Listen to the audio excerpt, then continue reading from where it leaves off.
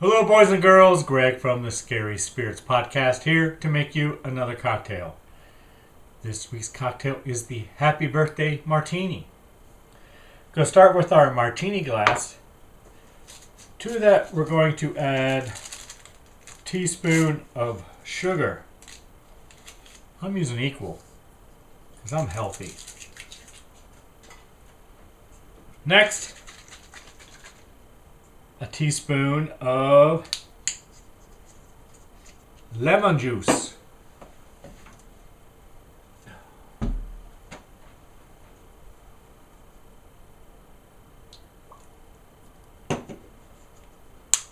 Followed by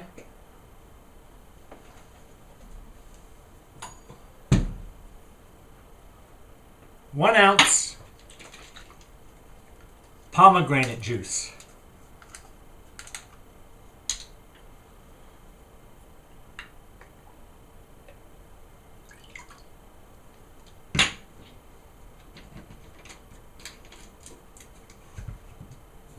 Two ounces vodka.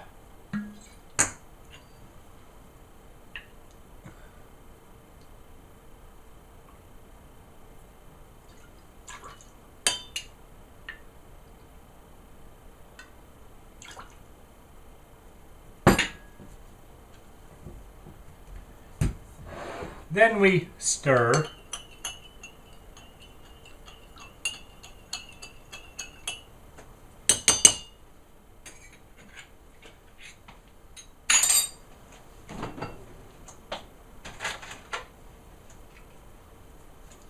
And add ice.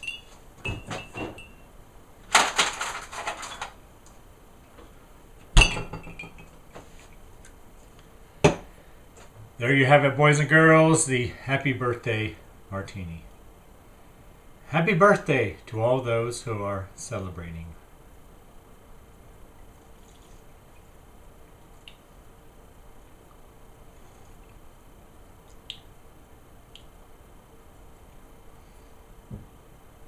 It's alright. Thanks for watching. Hope you enjoyed the podcast. See ya. If you've been dating someone for about a year and you haven't met the parents yet, you might rightly think it's time. And that is absolutely the case for Norman in this week's episode of the Scary Spirits podcast, 2004's The Birthday. But did you ever stop and think there might be a reason you haven't been introduced? Listen, maybe like Norman, you're deeply in love. But maybe like Norman, you'd be better off staying away from the parents and avoiding creepy birthday parties. This movie gives a whole new meaning to the quote, "It's not you, it's me," at least when it applies to families. Cheers. Welcome to the Scary Spirits podcast. Please be advised that the presenters may use adult language and/or discuss adult situations. This podcast is not intended for younger listeners or those that may be easily offended. So, if you're ready, let's go.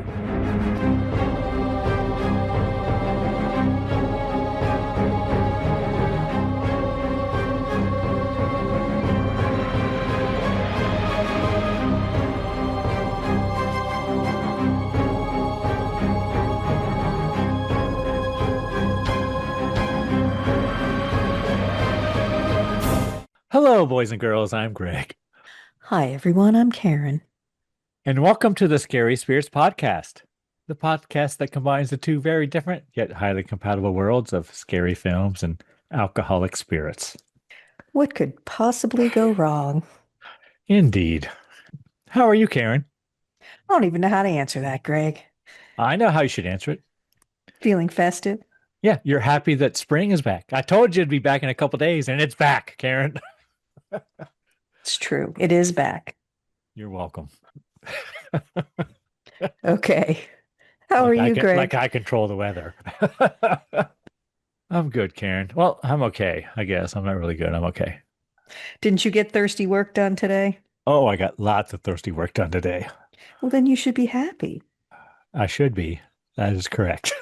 You've got that get off my lawn vibe tonight, Greg. I'm just going to say it. You just, and you're not even the one leveling up. So I have no birthday greetings to read, Karen. it's a bummer. But it's not too late. You still have a couple days, boys and girls. Send your birthday wishes to Karen at scariespirits.com. Karen at scariespirits.com. You were just bitching that I had too many email addresses, and now you've given me another one. That is true.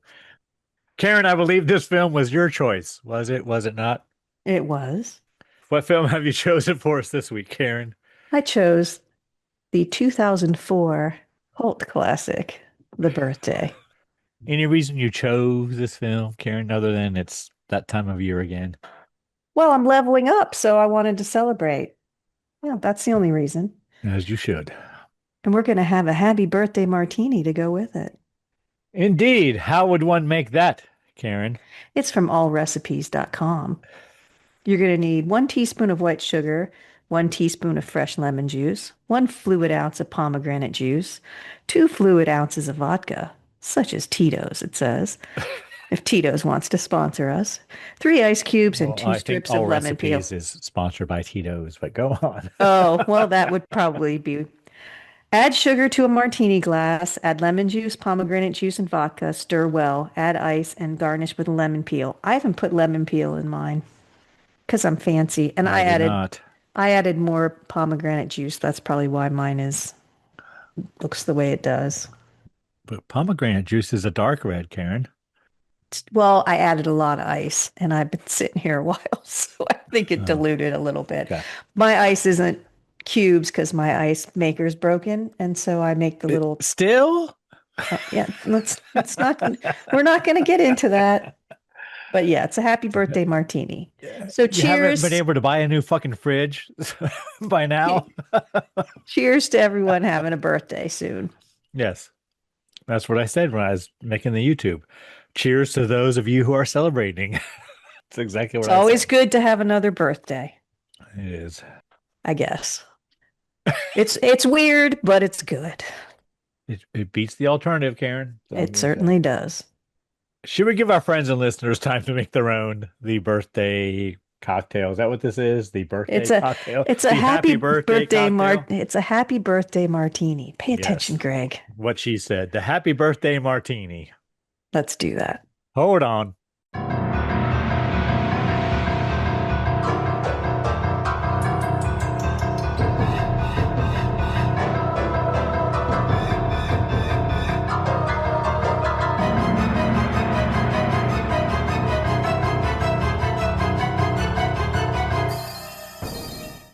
And we're back.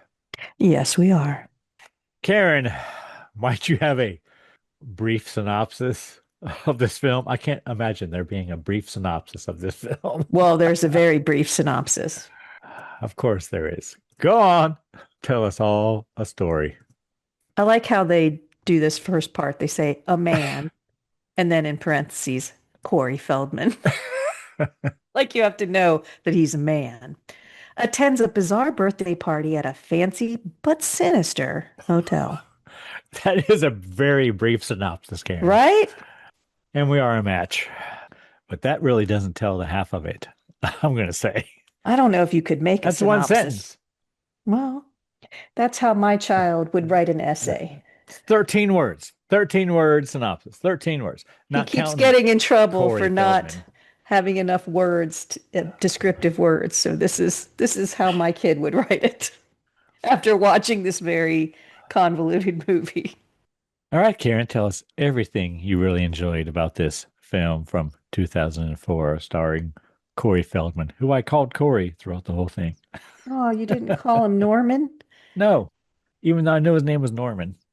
I kind of like I like that name. That's a good name for him in this film. But yeah, go on. Tell us everything you really liked. Well, I'd never heard of this movie before, so I had no expectations going in. And I will say, I liked that they were trying to do something. I don't think I quite got what they were trying to do, but there was an effort made. It's very artsy's not the right word, Well, I think it is. but I really liked the way it was shot. I liked the cinematography. I liked the shots. It's very unique in that it's not quite documentary, but it's sort of, I liked it's like a straight story from start to finish. We enter the hotel with him and we stay with him the whole time. There's no like breaks in time or traveling to the past. It's just he starts and goes. It's like one. You could have almost shot it in one long take, because you're following him the whole time. I thought that was kind of cool. I thought the set was really nice. I liked the hotel, the Art Deco look of it and everything. I think Corey Feldman, if you liked his character the way he did it, did a really good job. He stayed consistent through the whole thing with the accent and the mannerisms and everything.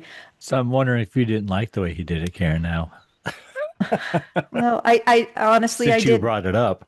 I didn't like it, but I could see how he stayed. I can appreciate the way he stayed in character. He never lost the accent, even when he was angry. Like through the whole thing, he stayed true to the mannerisms and the accent and everything. It wasn't my cup of tea, but I can respect the effort. That's all I have. Do you have anything you liked about it? I wrote several things down, Karen. Okay. First thing I wrote is, it looked like to me I wrote one shot. Like this could have been done one shot. And I think that's what they might have been going for, because I wrote it down, very first thing.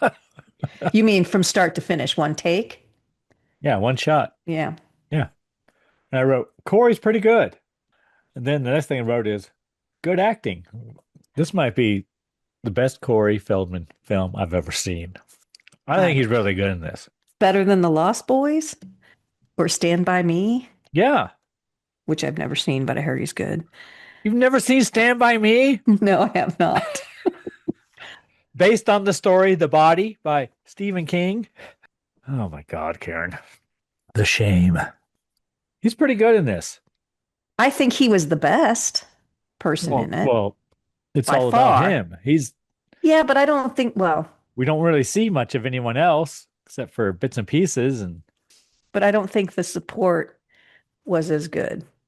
But we're not talking about that. I don't know if they aren't, but I think they did what they were supposed to do. I just, like I said, I respect his art, but I didn't like I didn't like the way he did it, but I respect it because he never, broke. He stayed the whole time and reacted just like that character would react. I just found it, I don't know, anxiety inducing or something. It was not pleasant. You should watch the long version that I watched, Karen. It wasn't pleasant for me to watch. I don't know. I won't say it wasn't pleasant, but I'm going to need a lot of help talking about this film, Karen. That's all I'm going to say. Because apparently I watched the extended version, and anything you did not enjoy, Karen, about this film you chose from 2004, celebrating your special day, which is just in don't say when it is. A couple days, Karen. Yeah. Just a few days. Okay, you can say that, but you're not going to broadcast when I'm getting older. That's not fair. It's a little chaotic. I'm not sure I understood it all. I think I probably can figure out where I might be missing things. I didn't think the other people who acted in it were very good. Didn't care for Allison? No, I didn't care for... But I think it was I think that you're probably right. They were directed to be that way. Everybody's very one note besides, well, he's kind of one note too, but everything's kind of exaggerated a bit. Like everybody's a bit more than they normally would be, but it's very frenetic. It's like there's different things all over the place. They're sort of trying to fit them together, and I guess they kind of do, but then it's weird. And I watched it on YouTube, so it was very dark. I don't know if it was really dark what you were watching. So sometimes it was pretty dark. I couldn't really see what was happening. But honestly, the more I sit with it, the more I liked it. Does that sound weird? Like the more you sit and think about it, It So made. you watched it on YouTube, Karen. Let's just start right there. I did. And how long was it? What did I text you? 1 hour and 36 minutes. Yeah, okay. Well, I watched it on Amazon Prime. It was 1 hour and 59 minutes, Karen. So you've got 20 more minutes I have almost. 20 more minutes, and I can almost guarantee that it's nothing special. Nothing special. It's just more dark shit. I mean, and it's basically, like I said, one shot. This is like 2 hours of an evening, is the film. Yes. 2 hours. Well, in the life of Norman Forrester. Norman, yes. Even though I call him Corey the whole time. Yes, Norman. And Allison, and apparently her father, Ron or Roy or something. I can't read my writing. And there's others. There's three. Theodore. I did make a note of Theodore a few times because he's kind of important. Corey Feldman does a good job carrying a film. He does. I think it's like I've already said, this is the best Corey Feldman film I've ever seen. Like he carries this film. He does. It's just a little out there for me. I didn't. Did you say it was a cult classic? Is that what you said? It's what I called it. Okay. That's all. I mean, it's beautifully shot in some ways. It's very period. I think it's supposed to be the 80s, right? Isn't it? I don't know, but Oh, well, the clothes look very 80s, and it's shot in one room for the most part in a hallway with an elevator door. And that's it. yeah, but they do a lot with it. They do. There's a stairwell, set. there's the basement, there's yeah, there is a stairwell. I don't know. I liked how it was shot. I liked that very much. And like I said, they were going for something and they probably achieved it, but I don't think I quite got it. All right, Karen, what kind of cocktail rating do you want to give this film? I think it's a 3. Of course, it's a 3. I don't think I would give it a 2, but it's not a 4. I expected it to be a 4. Oh, did you? No. Yeah, because I'd never heard of it. And Corey doesn't always, I think if I would have watched the version you watched, I might want to give it a 2, but it's a 3. It's a little long. The 2-hour version I watched was a little long. Well, I just found it on YouTube, sort of through a maze because I saw somebody reviewing it. I didn't watch that, and then it said full movie here, and I clicked on it, and it said full movie. So I thought, cool, I'll watch it here. But I guess I missed things. But Would you like to hear? From what you're saying, if you can find the shortened version on YouTube, watch that. But we'll see. We'll see at the end. I don't know, because we'll see what I missed. I would probably say that. Yeah, see, watch the shortened version because unless there's something major. Unless you really liked it, and then watch the extended version. Karen, would you like to hear a review from the time? Yeah, let's do that. Clear some things up. First, I have to tell you this is a 5.5 out of 10 on IMDb, a 44% approval rating on Rotten Tomatoes. What do you think Google users say, Karen? 67%. Oh my God. 62, Karen. 62. Oh. You're a little high, You must have watched the long version. I found a couple reviews, but the one I have chosen to read is from RogerEbert.com. Oh, Roger watched this. No, Roger. Oh, no, I'm sorry. I forgot what year it was. My apologies. Roger's gone. Yep. RogerEbert.com from a reviewer named Brian Tallarico. But apparently it's dated 9/25/24. Oh, is it a DVD release? Apparently this is a film.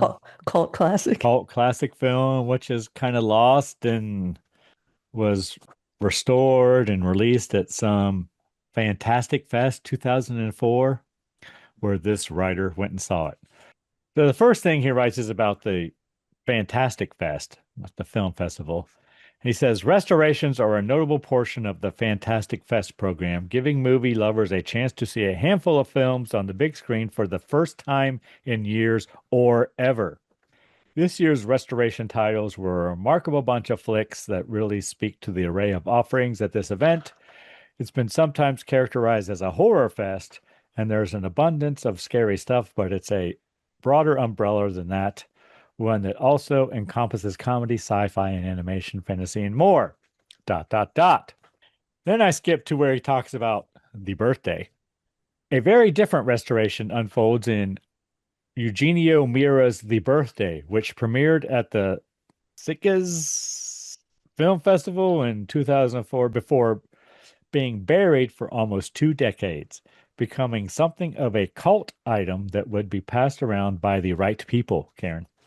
You had to know someone to see this film. No.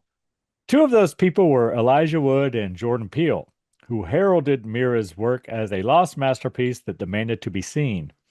I wouldn't go that far, but I have to admit that I came to The Birthday expecting some sort of so bad it's good experience, a la Birdemic. I don't know what Birdemic is, but I want to see it now. I know. And this is not that movie. Yes, some of it is amateur, especially in the surrounding cast, but it's downright criminal that this movie got as buried as it did. One wonders what might have happened to the career of its star if it hadn't. Said star is Corey Feldman, doing easily the best work of his adult acting career as a milquetoast dude named Norman Forrester. Feldman goes very broad, giving Norman speech and physical effects that are undeniably exaggerated but also fit this character in film. I think it's a fascinating performance, one that's consistently engaged in with what's happening around it. What's happening happens to be the potential end of the world. Set in 1987. I didn't know that. Did you know that, Karen? Set in 1987? It does say that at the very beginning. I didn't see it. The Birthday is about a guy who goes to a hotel for a birthday party of his girlfriend's father, only to stumble on a doomsday cult trying to bring forth the end of the world. Sorta. It's more surreal and harder to pin down than that description, swinging wildly from broad comedy to relationship drama to cult horror. It plays like a nightmare with masculine responsibility, one in which a dismissive father-in-law can bring about the end of days. Again, there are undeniably unpolished stretches of The Birthday, but it's 2 hours and it's never boring. I disagree. It was kind of boring. In the 2-hour version, it was at points. Spinning in and out of tones in a way that's riveting in its recklessness. So I wonder, I should have mentioned, because I just looked at my notes, I did not like the ending. But I wonder if that was different for you and me. It's a did he or didn't he ending for me. It goes to black. It fades to black and you don't know what happens. Yeah, I didn't like that. Left in the air. I will just go down and say I didn't like the ending. That did not bother me. All right, Karen, before we get into it scene by scene, would you like to know what film we're watching next week? I would love to know what film we're watching next week. The film we're watching next week is a Hammer production from 2011. Oh my God. Is like the new wave of Hammer. A film called Wakewood. 2 words? Wakewood? Wakewood, yes. Wakewood. Was released, oddly enough, March 25th, the day this episode comes live. The one we're doing right now. Is that why you picked it? Yes. Because you're close. And it's a Hammer film. Have you seen it? I have not. Anybody in it? I don't know. Just wondered if, No idea, Karen. Okay, well, that'll be an adventure. I do have a cocktail. Excellent. What's that? A cocktail called the Irish Wolfhound. Wow. How do you make it? Well, ingredients say we're going to need 1 ruby red grapefruit. Not sure we need the whole thing, but whatever. Teaspoon of smoked salt or to taste. 4 pieces crystallized ginger divided. I don't think What we the need that heck? either. Ice cubes as needed. 3 ounces Irish whiskey. Oh my God. 2 cups crushed ice and 2 ounces of ginger beer. So it's basically Irish whiskey and ginger beer, Karen. Oh, here's the directions. You're going to love this. Number 1, preheat an outdoor grill to high heat. Cut grapefruit in half crosswise. Cut a slice from one of the halves about a 1/4 inch thick. Sprinkle both sides of the grapefruit slice with smoked salt. Place grapefruit halves cut side down on the grill along with grapefruit slice. Grill slightly charred and grill marks appear. Flipping the slice halfway through, 2 to 3 minutes. Remove from grill and let cool. Squeeze the juice from both halves and set aside. Cut grapefruit into 6 wedges. Before you go on, I'm just going to tell you that sounds very strange. I've never had that, but you know what's excellent? Sounds delicious, though, actually, to me. Grilled peaches are amazing. Anyway, go ahead with ice cream. Add 2 slices of ginger and 4 wedges of sliced grapefruit to a cocktail shaker. Use a muddler to slightly crush the crystallized ginger and grapefruit. There's a lot. Fill the shaker with ice cubes, whiskey, and 3 fluid ounces of grapefruit juice. Cover and shake until chilled, 15 to 20 seconds. This makes 2 cocktails, by the way. Oh, I was going to say, okay. 2 cocktails. So grapefruit juice. Wait, you add 3 ounces of grapefruit juice? I thought you said it was. I'm just reading what it says here, Karen. Okay. I didn't remember you saying that. Go ahead. Fill 2 rocks glass with crushed ice and divide cocktail amongst the 2 glasses. Top each glass with 1 fluid ounce of ginger beer. Garnish with remaining grapefruit wedges and crystallized ginger. Wow. Yeah, that's a thing. I don't think I'll be doing that, but I don't either, but we'll see. I might. Who knows? Depending on the weather. If it's nice out. I don't think I have gas for my grill. I may grill some grapefruit and crystallize some ginger. Well, you can buy crystallized ginger. It's like candy. Oh, is it?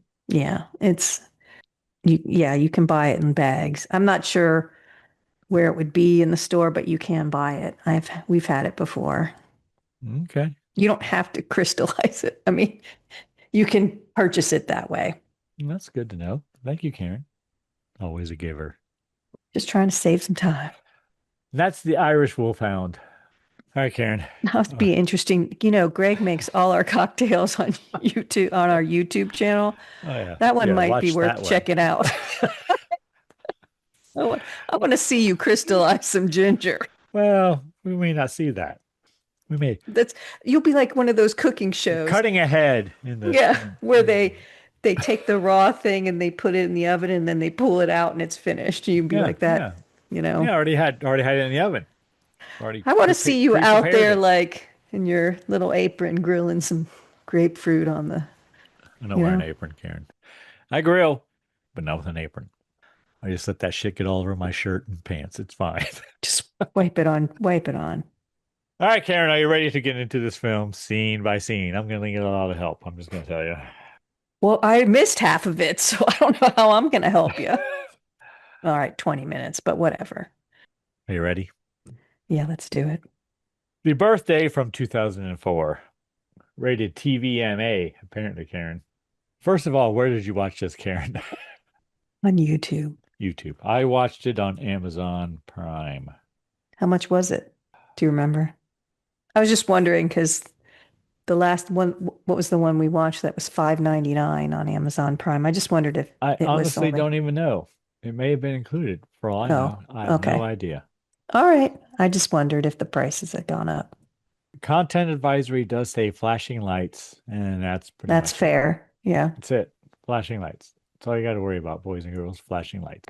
But there was drinking. There was drinking. There was foul language. Well, of course there was. So surprising. Surprised I don't know how much it was. If it was. That's okay. I don't, because when we watched Friday the 13th, the last Friday the 13th we watched, it was $5.99. Well, it was $4.26, $3.99 plus tax. There you go. First thing I wrote is Corey meets a girl at a party, question mark. All right. So there are words to read when it first opens.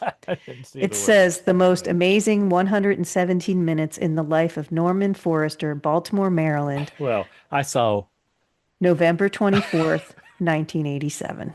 I don't think I saw that, Karen. And then Norman comes walking through the hallway, and the hotel's very Art Deco. At least the elevator is. It is. He's meeting a girl for a party, question mark, and I wrote he's a little nervous. Next thing I wrote is he wants to pay his fair share. Oh my God. Okay, so he walks in. Told you, Karen, I'm going to need a lot of help with this. She says he's wearing the ugliest shirt. He's got a tuxedo on and it's got a ruffle shirt. Did you Yeah. wear a ruffle shirt tuxedo in the 80s? In the 80s? Yeah, like when you went to No. prom or whatever, you didn't No, wear a but ruffle shirt. when I had a Halloween costume for prom king 1980s, whatever I did. Yes, but Okay, not so I did not wear one in the 80s. she insults him and says it was the ugliest shirt she's ever seen. He says he borrowed it from his brother from his wedding, and she says, but we're at a birthday party. Her name's Allison. She's pissed. She's not nice to him at all. From the moment we meet her till the moment she ends at the movie, she's not nice to him. One scene in an elevator, she's nice to him. Other than that, not at all. She has And her then moments. they've been going out for a year, and he's about to meet her parents. And this is the birthday party for her dad, so she says she got a present. It's a pen, which will be important later. It's a ballpoint, or not a, shoot, it's a fountain pen. I wrote next thing I have is Corey has to leave because the girl's mom is coming. And for some reason, he's got a cold, right? Because he Well, you can't sneezes. help if you have a cold. No, but he says, what does, you probably didn't notice what he said. He goes, I do have a little cold, but I'm taking antibiotics. Oh, yes, that comes up And so what do you a think couple times. what do you think I said when I said so? You don't take antibiotics for a cold No, of course you because a don't. cold is a It's a virus. virus, Karen. Come on. So, yes, so he's got a cold and he's taking antibiotics, which we hear about throughout. But she doesn't want her mom to find him in her bedroom, which is the hotel room. She says her mom's coming back for her Valium. But he wants to talk to her about something. And every time he tries to talk to her or almost anyone else, something happens and distracts him. So Yes. Then we see Corey on the elevator, meets a guy he knows, I think, a drug salesman or something. he Makes an has excuse trouble with about his the girlfriend's birthday and he's on antibiotics. He can't drink anything.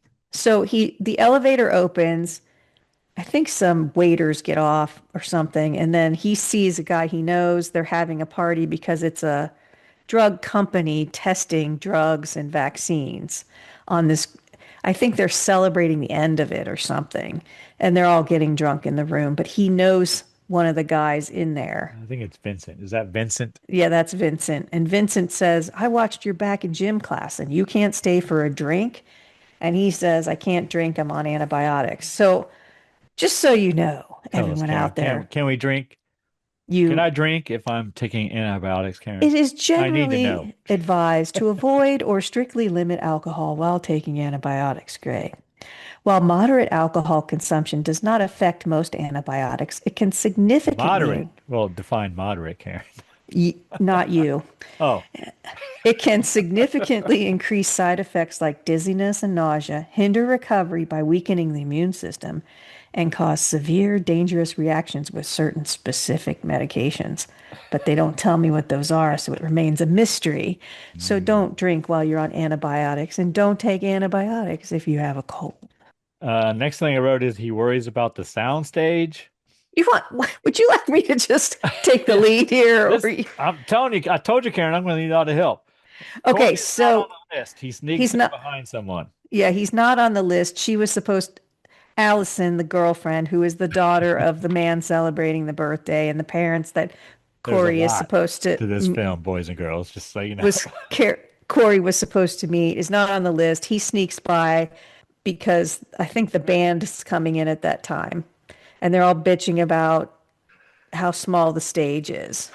The sound stage, yeah. Yeah, and then there's this weird part. Do you have the thing about where the waiter keeps asking him for his coat, but he's only wearing a jacket?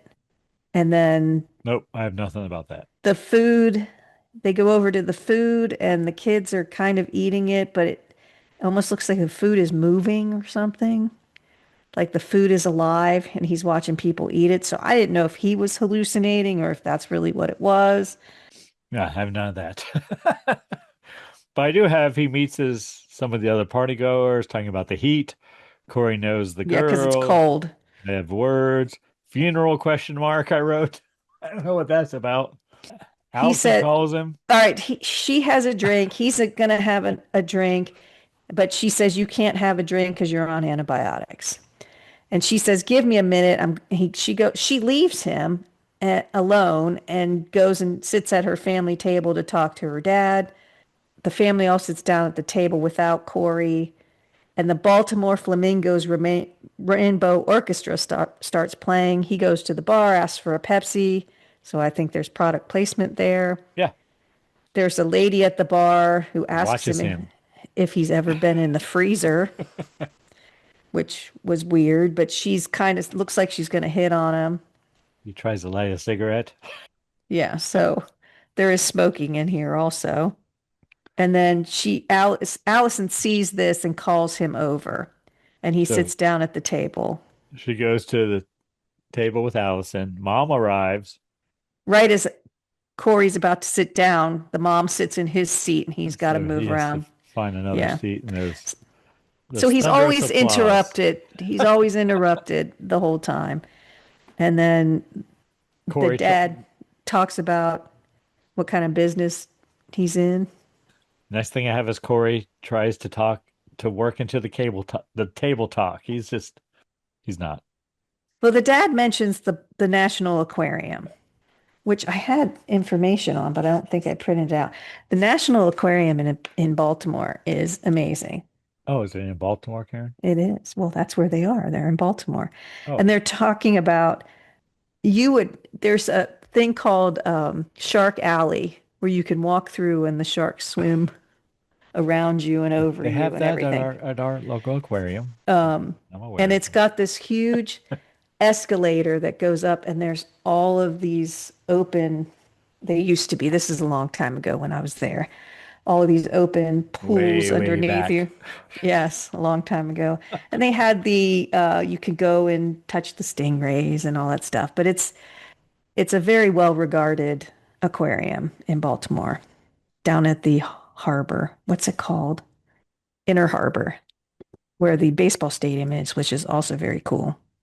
But they talk about a machine that's been stolen from the aquarium, right?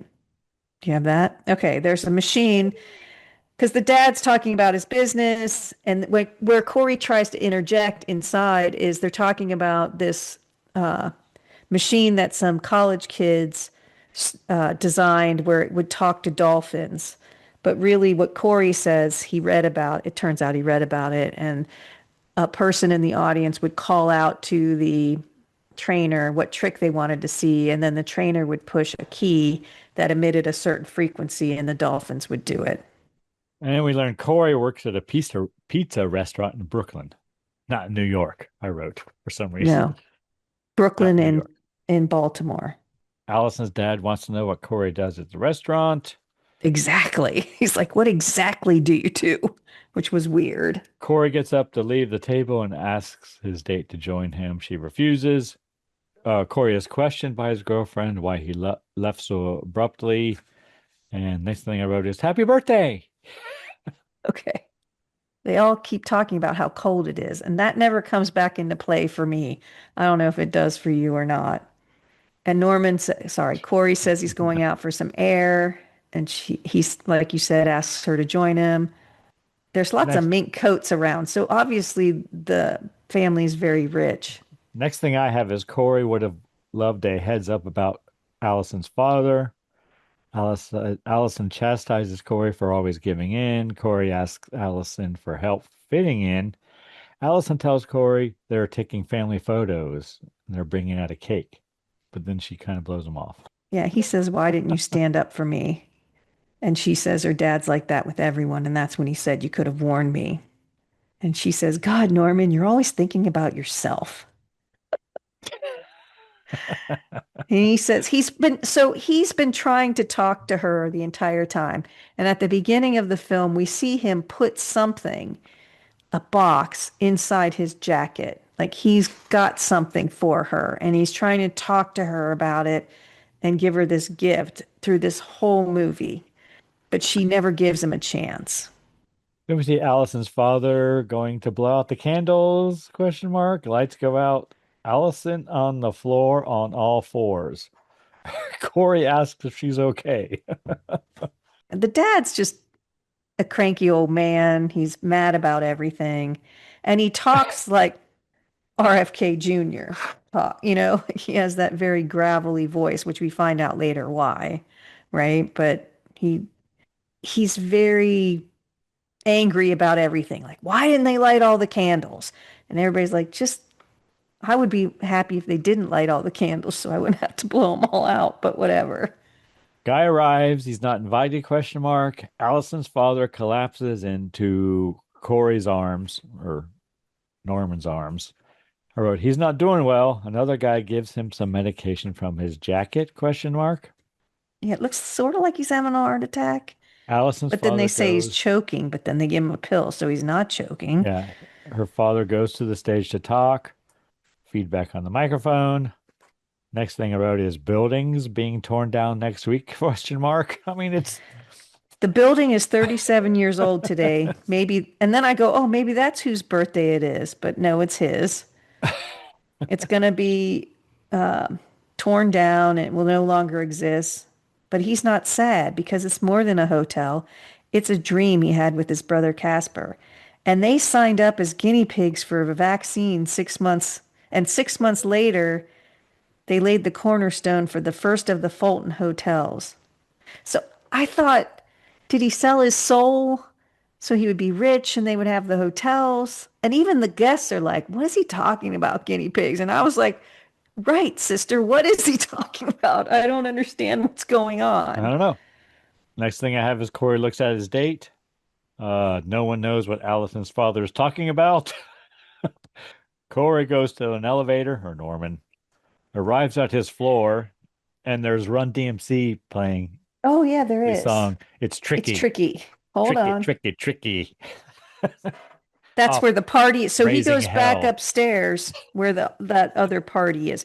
Because Vincent said, when you go downstairs and that party's boring, come back up here. So Corey's mad at Allison, his girlfriend, so he goes back up to the other party. But yes, It's Tricky was released in 1987 from the album Raising Hell by Run DMC. It's an Glory iconic years, Karen. I have that on cassette.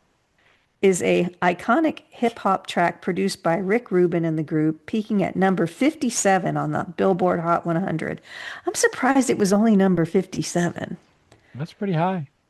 Yeah, but But it was that wasn't kind of even the highest no, charting but track on the album. no, but I certainly That's the know album that with song. Walk This Way on it. It was written by Daryl DMC McDaniels to prove hip hop's longevity and difficulty, sampling the Knack's My Sharona and inspired by the rhythm of Tony Basil's Mickey. Yeah. I didn't recognize the knack, but totally by Tony Basil. And did you know that when they were bringing out the cake, these people showed up with a big pine box and it was upside down but I don't know what that was. I never saw what I don't that know, was. Karen. I didn't make a note of it because I don't know. You didn't make note of anything. Do you have a half a page of notes? What do you No, got I that got like you're 6 pages, Karen. okay? That must be the 20 minutes I missed. Next thing I wrote, he enters the room with a bunch of dudes in it. That's the party that Vincent's at. Guy makes fun of Corey or Norman. Corey or Norman talks to his guy friend, Vincent, I guess. He's upset about Allison. She seems different. Vincent gives him some advice about Allison. I wrote, Allison always has to win the conversation. And Vincent builds up Corey's confidence. And then I wrote, he smokes a lefty. Yeah. I think he's smoking a marijuana cigarette. Not sure though. Apparently, Allison's been in Europe, and since she's been back, she's been acting weird. And then he shows Vincent the gift that he's going to give her. I don't see what it is. Do you No, ever see? I totally So, missed the whole gift thing. so he said, I and didn't even make Vincent note says, of it. Vincent said, "Wow, if you're giving a gift like this to a woman, that means you want to marry her." And Corey's like, "Really? I want to marry her?" And he's like, "Well, that's how women are." And then they go off disparaging women for a while, and that's the end of that. So I think that's only in your version. I don't see anything about a gift the whole time. You don't see him throw it off the roof, the I don't know. box. And We'll then see. Vincent I don't asks know. where it is, and he says he threw it off the roof. I don't know. Next thing I have is Corey goes back down to the party in an elevator. The elevator's very finicky. But yeah, he gets back down to the party, and Allison's dancing with their dad. And Allison in the ladies' room. All right, I don't have that. Go to the women's restroom. They're painting on the wall something about Cleveland. Cleveland is today. I don't know. He tries to talk to Allison. He follows Allison back to the party. Allison apologizes, making it, she's sorry she's making it so hard for him. She hugs him. Corey is not sure he understands her. He says he does. I don't know. I didn't get any of that. But Cleveland's one of the places that the mole, what's his name? That he says there's different parties all over, and they're like dummy parties, and there's only one that's the real party to get this god to come back and destroy everything. And the beeper's going off, and one of them is Cleveland. And every time the beeper goes off, it means that one of the other parties isn't real. All right, so next I see a couple trying to leave, a mini golf thing, and they are stopped. Allison leads Corey to the ballroom. Allison dances with her father, and Allison looks just like her mother at that age? Question mark. That's the uncle saying that. Guy leaves with mom? Question mark. I think there's a lot happening in the background that I didn't necessarily notice, because every once in a while I'd notice something in the background and I'd be like, oh, wow, okay. And Corey dances with Allison, apparently to the song Smoke Gets in Your Eyes. Yes. Because that's what I wrote down. Right here I wrote, oh, Allison's father owns the hotel. And then they begin opening presents. I said, oh, look, balloons fall from the ceiling when they're dancing, and I'd have to leave because I'm allergic to latex. So as soon as the balloons came down, I'd be like, okay, I'm out. So Allison and Corey leave just like Karen would. They get in the elevator. Well, she busts him for drinking. He did have a drink. So up in the party with Vincent, they were drinking out of the shakers, the bartender shakers. They had drinks in those. And she says, you smell like alcohol. And he says, he just had a little one at the party upstairs. But she knows what the party upstairs is. The lab party, they're friends, old friends of dad. He's about to kiss her, but the band interrupts them and they're going to open presents. And then he doesn't want her to leave, but she says, come with me. And because they got to go get the present because they left the dad's present upstairs. But then they're in the elevator, and I wrote Allison stops the elevator and starts kissy facing with him. Yeah, this is the nicest she is to him the whole time. I wrote, of course, Corey wants to kissy face with her, but he has some questions. That's what I wrote. Corey admits his love for her. Allison doesn't seem happy. Corey thinks she found someone else. Allison She's like, says I she thought has you a lump. understood. Yeah. That's like a whole thing here. And Corey then he wants to goes know to if she's touch it and talked he to a goes, doctor. whoa. Yeah. And it's just all weird. Like, I don't understand this part. And I wrote, apparently Allison has a family history of cancer. Everybody gets it. He wants to help, but then I wrote, she might be pregnant? Question mark. I don't know what's going on. Yeah, but she's been in Europe, but she implies it's his, but it's like she's been gone for a long time. Allison goes to the party. Corey comes up to the room to get gifts. And then there's a couple guys in the elevator with Corey that talk about Allison being hot. Tease him about Allison. Yeah. We see Corey at his floor. He goes to his room, goes back to the elevator, has to make his way down the stairs, apparently.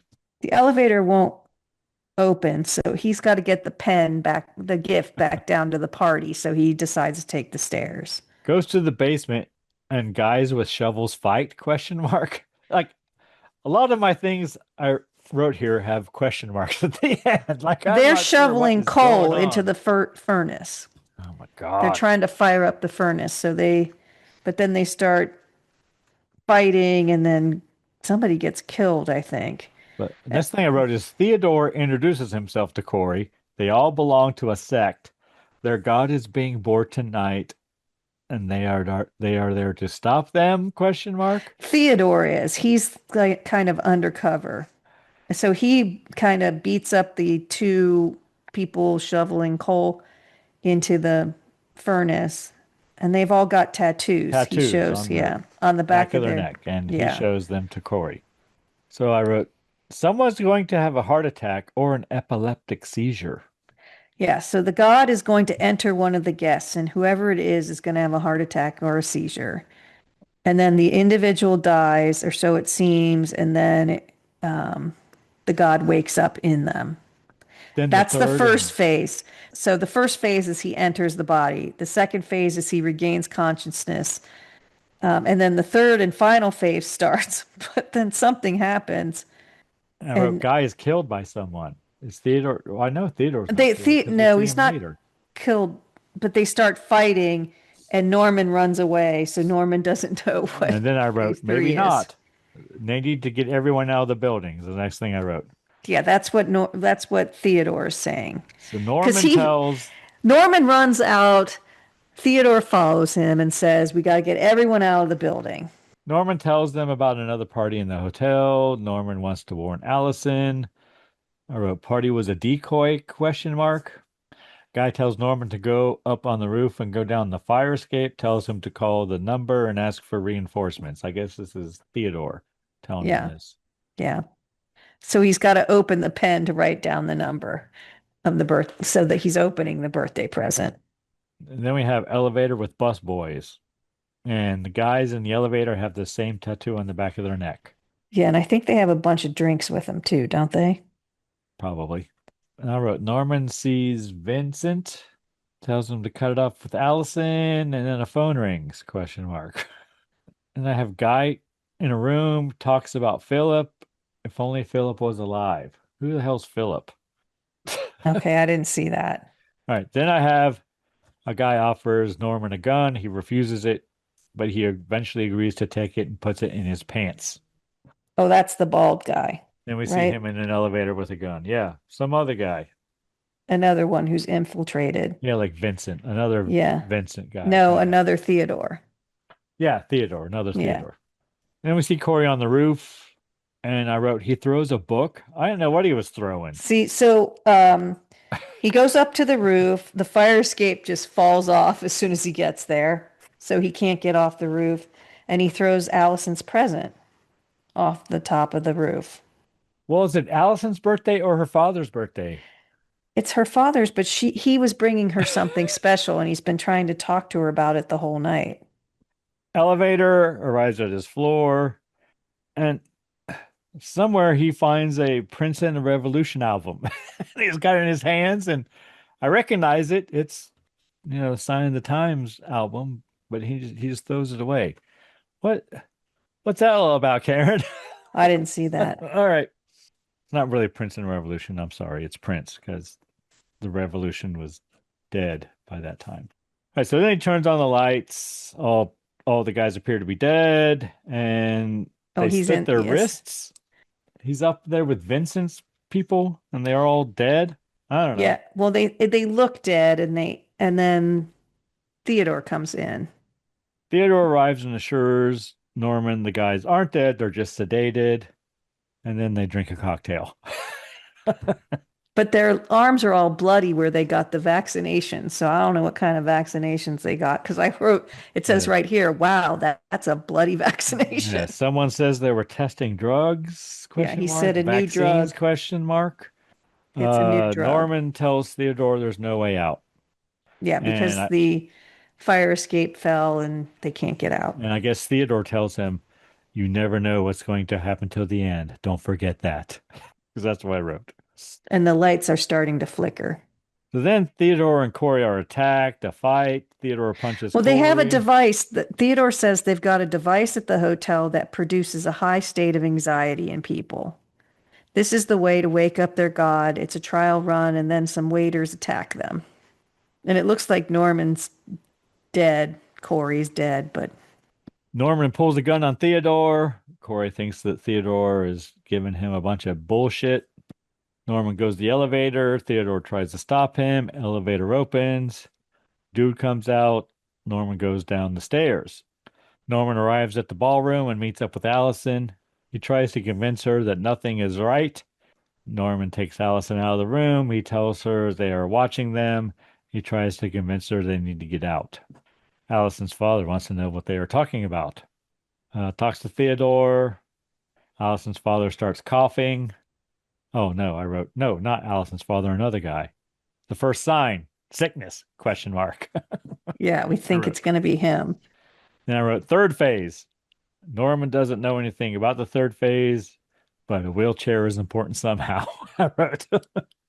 Yeah, he doesn't know what it is, but he knows that there was a guy in a wheelchair up in the party with Vincent, but we don't know why he's important. And I never find out why he's important, but whatever. Norman talks to Allison, pulls the gun, tries to convince her to go with him. He fights with people in the ballroom. And then I wrote, a guy has a heart attack, question mark. Allison's father stares at Norman. It's the Man uncle. in the wheelchair arrives. The uncle chokes and has a heart attack. That's phase one. Man in the wheelchair arrives and other guys carry him down the steps. Norman in the kitchen. I wrote magical picture of yellow liquid. I don't even know what I'm talking about. There's some sort of contraption in the kitchen. I'm wondering if it's the thing they stole from the aquarium, but I don't know. They were talking about the machine that was stolen from the aquarium. Next thing I wrote is 50 years ago, they stopped the ritual in Cleveland. Now there is no more love. Norman tries to tell him he is in love with Allison. Hope was the only thing Theodore's keeping us him. together. Now the whole world's turned against each other. I can't trust anyone anymore. There will be no more hope or love. There is no love. And he says there is hope because I'm in love. I'm like, are they in the freezer now? I think they are. They're bringing another body in. Yeah, I wrote that the body of Theodore, I think, is brought in. He gone. Norman gets up and leaves. So who's he talking to about love? I don't know. The bald guy, I think. The bald guy, probably. Yeah.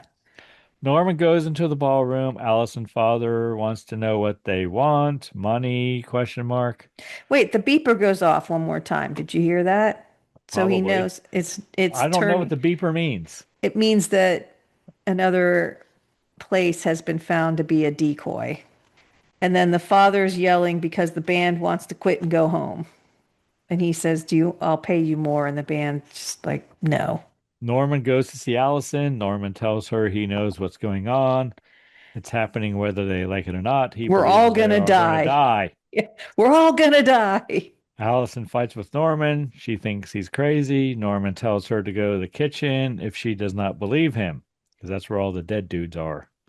Norman offers to help Allison. She thinks he's crazy.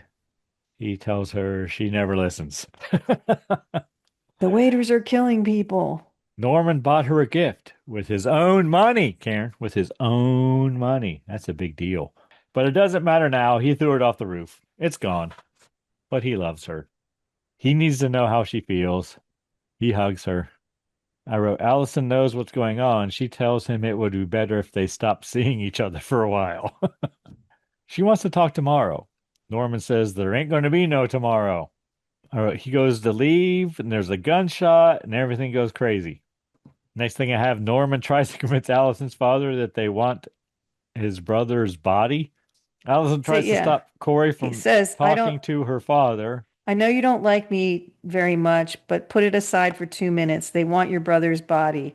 They've been waiting for this moment all year. It's not too late. Allison tells him to shut up. The whole body was supposed to be a heart attack, and he was going to rise and come back to life. And Allison tells him to shut up, and he keeps pushing her away. And he tells the dad to cut off his brother's head. But the father punches him and says, get out of my sight. And then there's more feedback, and the lights are flickering. So there's like strobe lights going on. Yeah, Norman leaves, tried to escape through the kitchen. And I wrote, apparently they're just magical pitcher of beer is what it looked like to me. I don't know what it was. A magical pitcher of beer. I don't know what it is. Norman says he's going to break the machine. Is that the magical pitcher of beer? Must be, yes. I wrote loud noises. Norman collapses. They pick him up and carry out. After he touches it. So he touches in it. The ballroom. A woman kisses Norman. They pull her away. Well, the waiters start beating him up. Everybody's getting beaten up by the waiters. It looks like they're taking the body of the uncle out of the room. The woman from the bar is kissing Norman, and it's a strobe light effect. And then Allison's there looking at her hands and laughing. Yeah, I said Allison acting weird. Yeah. People on the ballroom acting weird. Allison begins vomiting, question mark. Not much, really, but and I wrote, Mom ain't doing so well either. Everyone's weird. Norman grabs an axe and cuts the lights to the bandstand, question mark. Allison goes to Norman. Allison's father wants to know what Norman knows. He wants to know what they have to do to stop what is going on. Yeah, see, I don't see any of this. They give the guy in the wheelchair to the people. Didn't see They that. sacrifice him to the people. Allison's father has to die in order to save everyone, apparently. Yeah, the body on the stretcher's gone. But then the uncle on the stretcher stands up. Everybody's got their backs to him. Then there's Allison puking. Allison's father removes his neckerchief or his dickie. Because apparently, if the first body is not acceptable, did he hatchet it or something? Then it goes to the next person most genetically close to the person who had. So it's going to go from the whatever it is, it's going to go from the uncle to the dad. Oh, I do say the young kid in the wheelchair. Does he get eaten? Yeah, they I don't give him know. to the people. But the person, it assimilates with the person genetically closest to them. And the dad realizes it's him. And so what we see, the dad's like, okay, he takes his kerchief off and he has a stoma, right? Mhm. Smokers who have had their airway compromised or their voice box removed, often due to Is it just cancer. smokers? It's just not That's it. smokers. Well, but it's a lot of smokers. Breathe through a surgically created opening in the neck called a stoma. The surgical procedure to create this hole is known as a tracheotomy. This hole allows air to enter the trachea directly, bypassing the mouth and throat.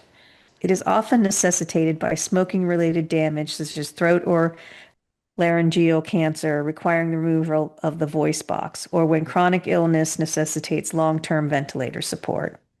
It can be permanent or temporary. A tube is inserted into the stoma to maintain the airway.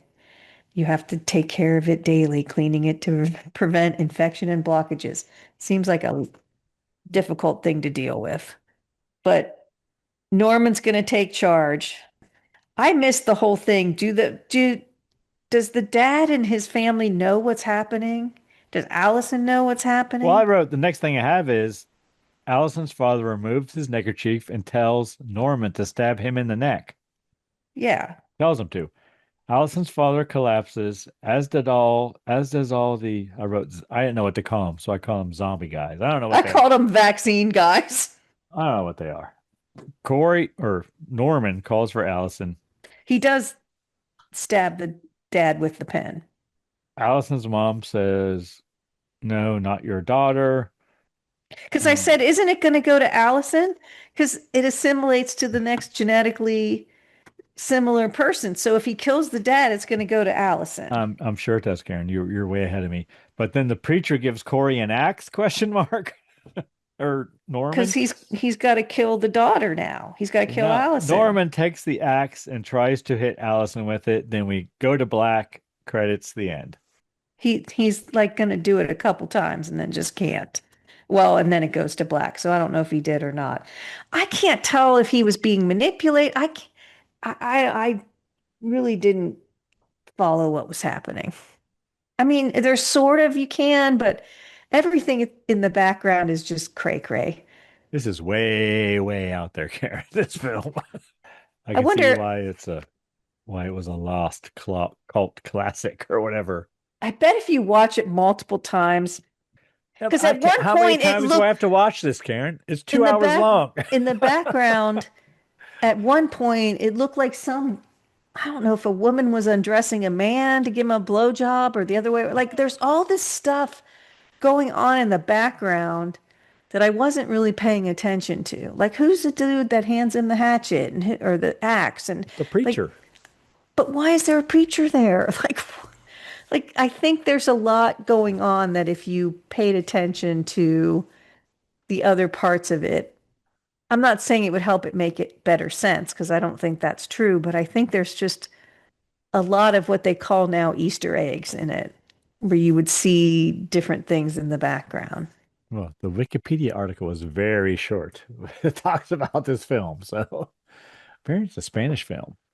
Comedy, thriller, horror, and fantasy. It's all the stuff. But you never see the God. You never, I wish there was a little more. I missed the Batman moment where somebody tells us what's happening and why it's happening. And we didn't It's get out that. there. It's way, way out there. But I can kind of see how like Jordan Peele and whatever, whoever else I said would be like, people need to see this. I wonder if it's, Elijah Wood. Yes is a musician's band and Rush is a musician's band. I wonder if this is a movie, Yeah, if yeah, Karen, I do know that. if this is like a movie person's movie, I'm sure it is. where they appreciate all the different aspects of it, where someone else, a lay person wouldn't really appreciate it as much. Yeah, I'll bet Hitchcock would have loved this film if he was alive to see it. That's what I mean. I think I can tell I'm missing something I'm when I missing a watched lot, it. Karen. I'm missing a lot, a ton. Like lots of the things you said, I didn't even see. And I saw the 2 hour version. I probably didn't think they were important because I was like, Well, God damn, there's an hour and a half left. how important do you think a fountain pen is? But it is important. But his whole gift, I didn't get that. I would have liked to have seen what gift do you give a woman that's not a ring that implies you want to marry her? And what's the whole cancer thing? And like there were a lot of off-roads that didn't go anywhere. Like maybe they were cut out later. Was that a symbol of like was getting cancer some sort I of saw a 2 hour symbol? version, Karen. I'm just saying. Like but like was that some sort of symbol that the god would enter you and make you better? And that why is that why all her family got it? I don't did the family know what they were doing? And if they did, why did the dad say kill me? I just I do not know, Karen. I do not know. I missed something somewhere. But happy birthday. Let me be the first to wish you a happy birthday, Hey, at Karen. least our lives aren't this chaotic, right? Well, yeah, not that much. Let's hope that our birthdays are not like her dad's. Just hope they're nice and calm. Peaceful transitions into the next level. Yeah, I'd hate to have to stab you in the neck with a pen or something, Oh, Karen, I'm on your sure you birthday. would hate that. That'd be horrible.